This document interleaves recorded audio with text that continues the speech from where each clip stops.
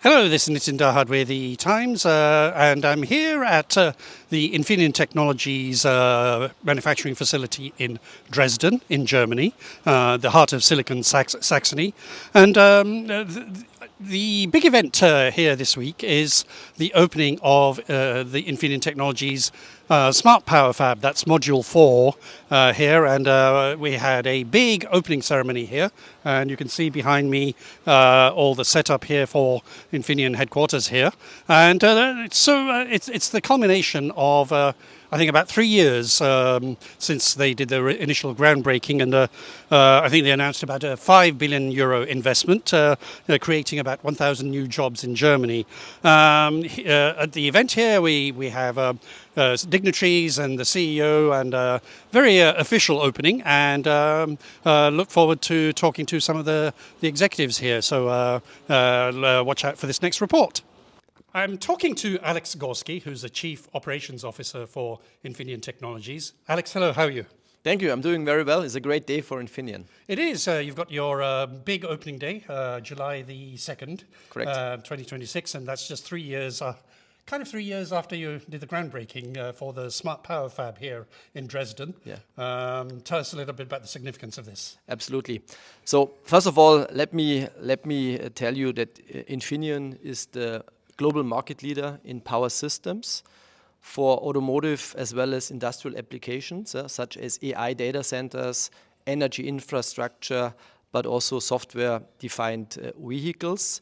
There is no modern car in the world, there is no solar farm in the world, no AI data center running without our products.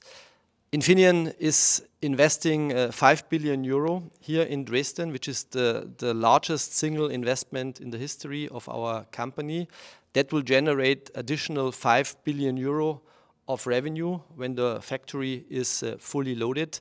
We are doubling the capacity here at the site in Dresden, and Dresden will become the by far largest factory for intelligent power semiconductor systems on a global basis. For Infineon or generally? On a global basis. Okay. So you will not find any factory in the world, neither in Asia, in China, in the US, or somewhere else in the world, which is near to the size of that factory. And Infineon is the market leader, and we have massive scale. And that large, that's defined by the square footage, the wafers, or, I mean, what's the large defined by? Yeah, it's the clean room space, Clean first room of all. space, It's okay. the clean room space, but of course everything is running on 300 millimeter, which gives us additional scale, but it's mainly the clean room. Now, we saw the new Smart Power Fab, 14,000 square feet.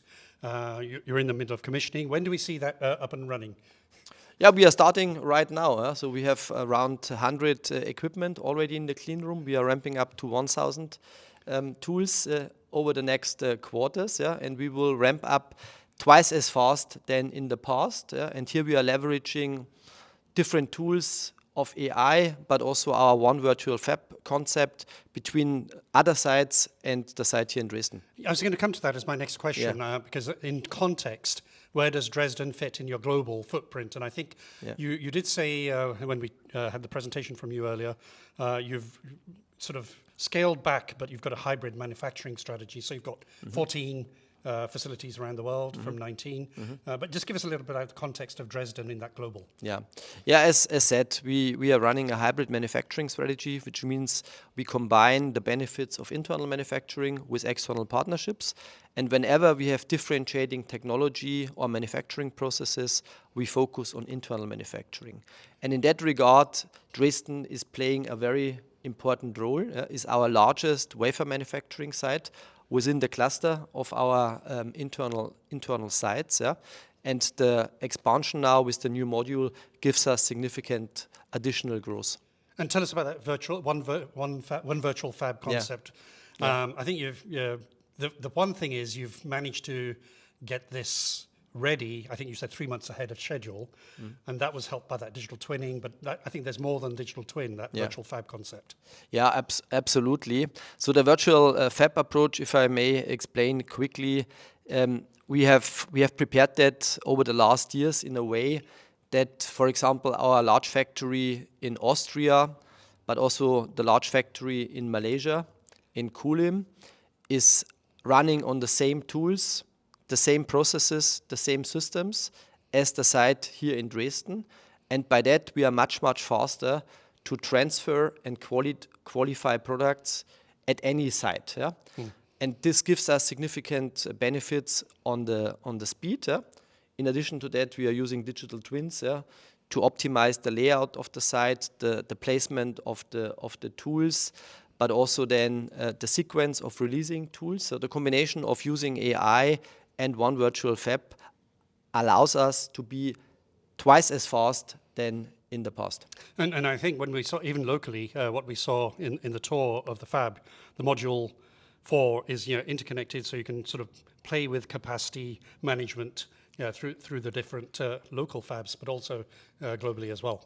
Absolutely, we have so to say developed and shaped the site in a very flexible way, so we can run a large variety of different products, from power switches, means for example MOSFETs, up to different complex power management ICs, so analog mixed signal products, up to super complex system on chip, which you find, for example, in humanoid robots, where you have dozens of small motors, and all those motors require exactly what Infineon is offering. Now, just not to confuse, because this week you also put out the announcement that you closed the transaction of the sensors from AMS Osram, and I think you did specify that that is a different process, and this is more for the power, analog mixed signal power. Absolutely. So Infineon has also a strong focus on sensors, because, for example, when you look at the total system, like a modern car or a humanoid robot, you need a lot of different semiconductor products. You need sensors, you need microcontrollers, you need connectivity, and you need a lot of power semiconductors. And all that Infineon is offering. And we are very happy with the acquisition of the AMS portfolio, but that products will not run here in Dresden. It will run in a different site. And this is focused on power and the analog mixed signal? Absolutely, okay. Yes. What excites you most about today and just over the next year, 12 to 18 months? I tell you what excites me most is that we were able, here in the middle of Europe, in Germany, to execute such a complex, large investment project ahead of schedule, within less than 3 years, on time, on budget, and we do not have so many of those lighthouse projects. And the site here in Dresden and the project stands for innovation, for technological sovereignty, and for scale.